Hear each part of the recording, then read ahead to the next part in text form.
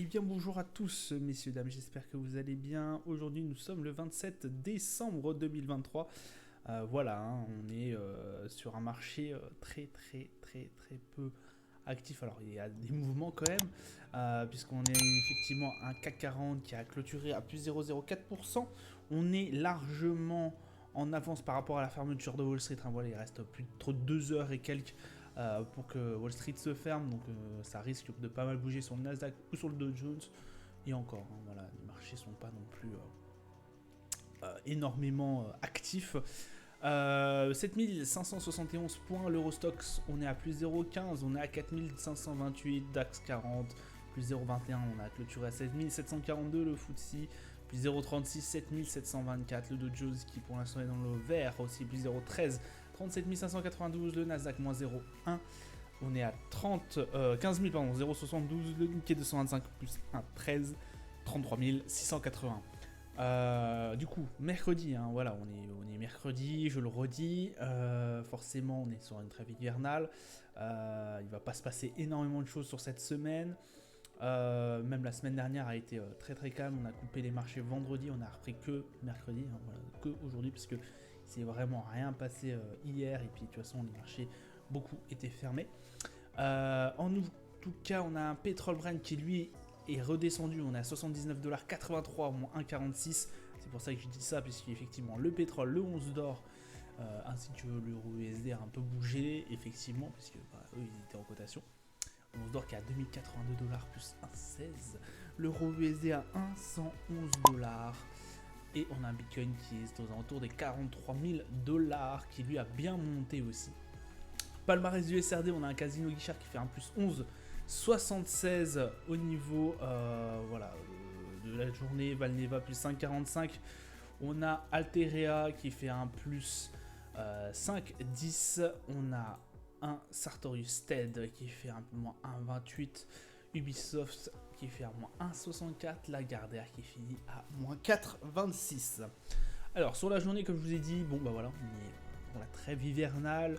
Pas grand chose à dire, on n'a pas eu beaucoup de toute façon au niveau du calendrier des annonces économiques, je vous avoue que c'était un peu pauvre.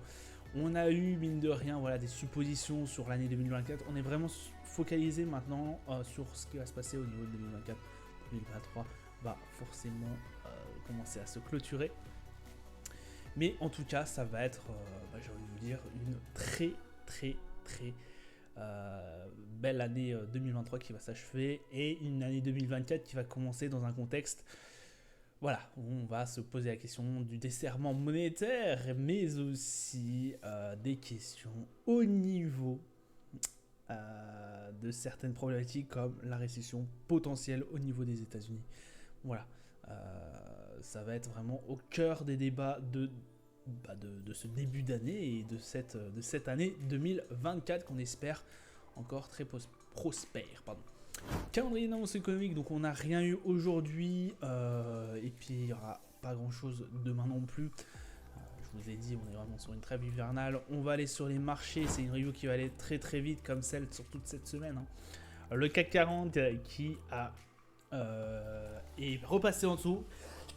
Pardon, excusez-moi, des 7583 points, on est à 7583 points, on était aux alentours des 7006, ça c'est pas confirmé, on a 69 au niveau du RSI, un volume assez faible, voilà, on reste un peu sur les 7600 points, pas grand chose à dire, on a été quand même chercher un peu plus bas que hier, voilà, ça a été un peu... Voilà, la journée un peu baissière, mais on reste quand même très proche de nos 7006. Le Brent qui lui repère ce qu'il avait gagné, en tout cas sur cette journée d'hier, ou de vendredi quand je dis hier, voilà, c'est l'après vendredi, pardon. Donc là on a aux alentours des $80 le baril, on voit qu'on stagne un peu à ce niveau-là. On avait bien repris l'ascension hein, quand on avait touché les 72. On a vu que c'était un niveau qui était assez charnière. Et on l'avait vu d'ailleurs précédemment. Où les niveaux des 72 étaient vraiment un niveau crucial. Ce support des 72. On avait bien pump et on était revenu aux alentours des $80. Bon bah écoutez, pour l'instant, on stagne à ce niveau-là. Le 11 d'or, lui, qui par contre progresse Et écoutez, on a été...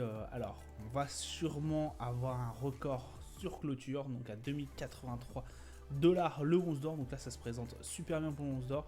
66 au niveau du RSI, on reprend un peu du poil de la bête au niveau de la montée. Voilà, et on est cédé forcément en tendance haussière.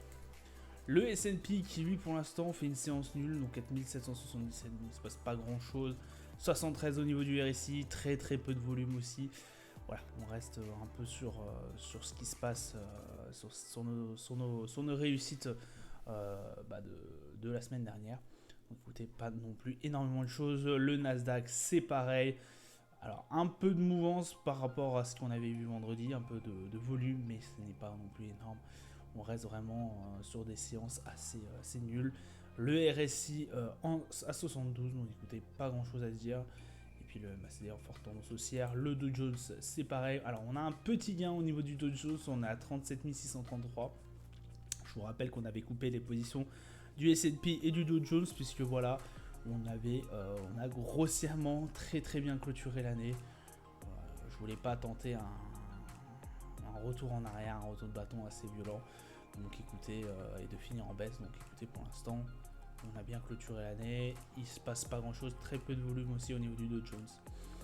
Donc je pense que ça va revenir effectivement la semaine prochaine.